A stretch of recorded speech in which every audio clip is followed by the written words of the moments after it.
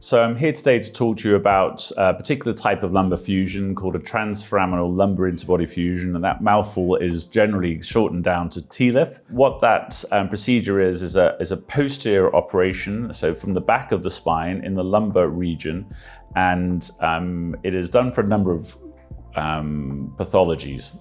The most common that we use it for probably is something called a spondylolytic spondylolysis, which is a type of spinal pathology evolving from teenage injury, essentially stress injury to the spine, where there's a stress fracture that over time fails, and the spine then is allowed to slip forward and squash the nerves leaving the spine at that level. So for this, my preferred technique is to carry out a fusion where we can do that all from one approach, which is the back of the spine.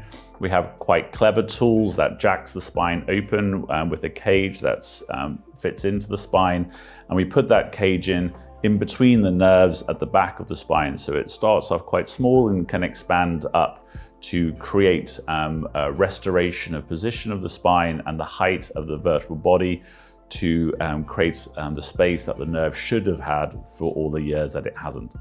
That cage then acts as a focus for bone fusion, and the screws at the back of the spine that are placed at the same time lock all that down. So it's a very effective single approach that can restore alignment, it can restore space for the nerves, and it is very effective at creating fusion. But obviously it's a quite big procedure, so there are complications that can happen with that. They might include nerve injury. Stretching is usually the big problem for us rather than direct injury, so what we would call traction. And so sometimes we use electrical monitoring during the surgery if we're actually pulling the spine back quite a long way.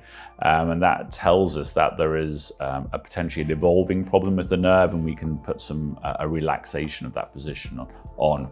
It's still very rare to get neurological injury, but it's something we're very wary about as spinal surgeons as being our main area of concern.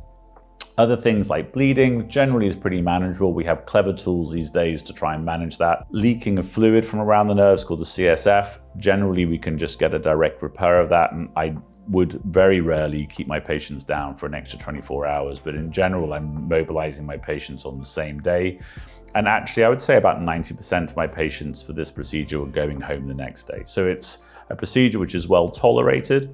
It's a procedure where the complication rates in the mid to long term are quite low.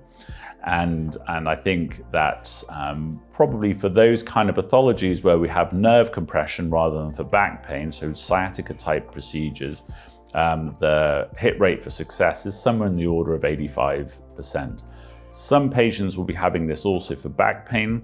That's a much rarer indication for fusion surgery, certainly in my hands.